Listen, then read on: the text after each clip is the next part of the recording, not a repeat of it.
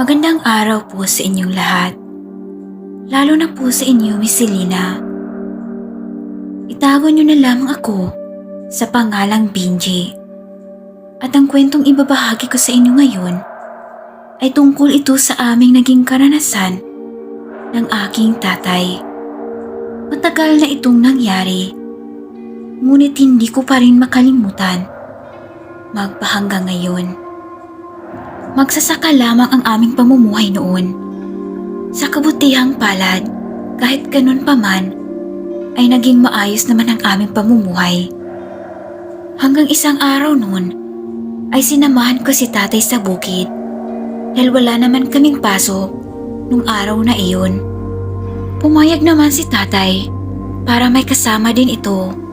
Wala kasi si nanay noong mga oras na yun dahil nagtungo ito sa probinsya ng kanyang mga magulang dahil may importante lang itong inaasikaso.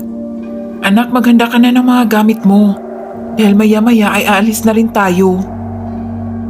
Wika pa noon ng aking tatay, Miss Selena, dahil hindi raw kami uuwi noong gabing iyon dahil doon lang kami matulog sa aming kubo. At makalipas lang ang ilang minuto ay umalis na rin kami sa bahay at nagtungo na kami sa bukid. Habang naglalakad kami noon sa gubat ni tatay, ay meron kaming nakasalubong na 6 na mga tao. Mga lalaki ito at meron itong dalang maraming mga gamit. Tay, kilala mo ba sila? Parang ngayon ko lang sila nakita dito sa atin ha. Ngayon ko lang din sila nakita, anak. Baka mga bagong dayo yan. Tika lang, anak, kausapin ko lang sila saglit. Mga pare, saan bang punta niyo? Ang dami niyo atang mga gamit ha. Galing pa ba kayo sa ibang lugar? Oo, galing pa kami sa malayong lugar. At meron kami mga kamag-anak na nakatira dito. Wika pa noon ng isang lalaki, Miss Selena. Ah, ganun ba? Ano bang mga pangalan nila? Dahil baka kilala ko. Tanong pa noon ni tatay, Miss Selena. Sige pare, mauna na kami. Sagot pa noon ng lalaki, Miss Selena, na para bang ayaw niyang malaman namin kung saan sila tumira. Tara na tay, huwag mo na silang pansinin, baka napagod lang ang mga yun. Wika ko pa noon kay tatay, Miss Selena, na panay tingin pa rin sa mga lalaki. Kaya't nagpatuloy na lang kami sa aming paglalakad. Hanggang makalipas ang ilang minuto, ay nakarating na rin kami sa aming kubo. Agad naman kaming nagbihis ni tatay para magsimula na kami magtrabaho sa bukid. Buong araw kaming nagtatrabaho noon ni tatay at magpapahinga lang kami saglit sa tuwing oras ng kainan. Hanggang sumapit ang 5:00 ng hapon ay tumigil na kami sa aming pagtatrabaho. Anak, tumigil muna tayo. Bukas na natin to tapusin. Dahil maghahanda pa tayo para sa ating hapunan ngayong gabi. Halika na, magtungo na tayo sa kubo. Wika pa noon ni tatay, Miss Selena, na agad ko naman itong tinanguan. Dahil sa mga oras na yun, ay pagod na rin ako. Pagbalik namin sa kubo, ay nagpapaalam muna si tatay. Dahil pumunta lang daw siya saglit sa ilog para kumuha ng tubig. Kung kaya't sa mga sandaling iyon, ay naiwan akong mag-isa sa kubo. At dahil sa pagod ko noon, ay humiga muna ako saglit sa aming sahig. At noong pumikit na sana ang aking mga mata, ay meron akong naririnig na boses na para bang may tao sa labas ng kubo namin. Kung kaya't tumayo ako saglit at tinignan ko sa bintana. Ngunit wala naman akong nakitang tao roon. Wala namang tao. Sino kaya yung narinig ko kanina?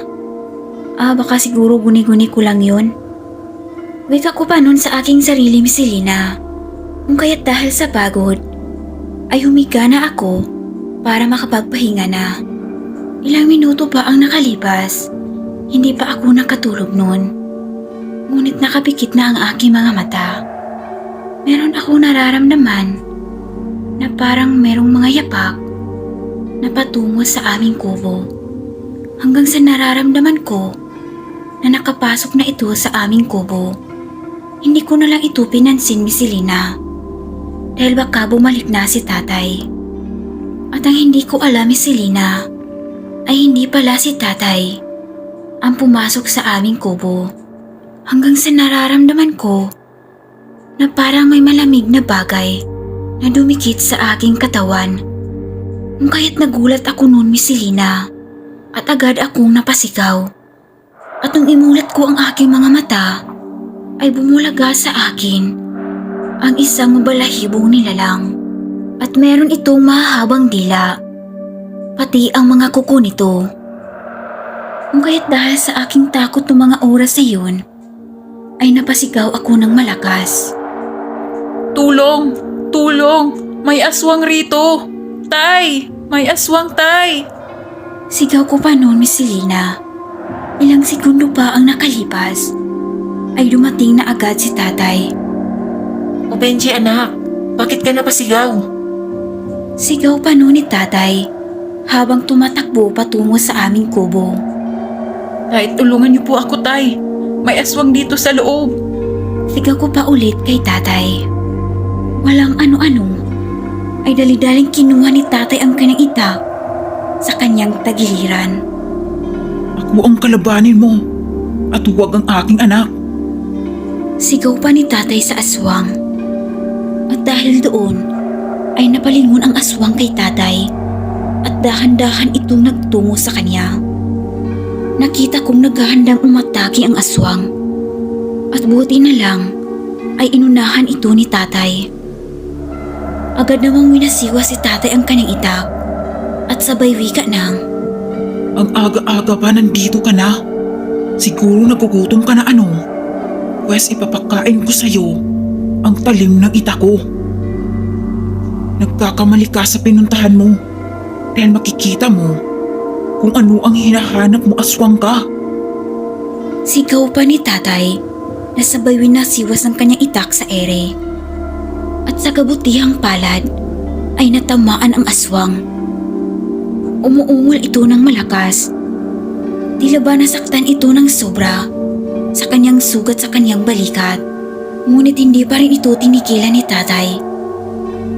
Maya-maya pa ay may kinuha si tatay sa ibabaw ng aming bubungan. At agad niyang kinuha roon ang isang kawayan na meron itong matutulis na dulo.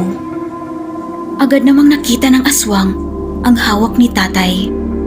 Kung kaya't dahil doon, ay agad namang winasiwa si tatay ang kawayan patungo sa aswang. Ngunit sa kasamaang palad, ay bigla na lang nagbago ng anyo ang aswang sa isang malaking aso. At mabilis itong tumalon sa bintana patungo sa labas. Tay, anong gagawin natin? Nakatakas ang aswang. Ayos lang yan, anak. Ang mahalaga ligtas tayo. Kailangan lang nating paghandaan ang kanilang pagbalik dahil sigurado ako na malalaman ito ng kanilang mga kasamahan. Sagot pa noon ni tatay, Miss Selena. Ayos ka lang ba, anak? Hindi ka ba nasaktan? Ayos lang po, tay. Buti na lang dumating kayo agad. Kayo, tay, hindi ba kayo nasaktan?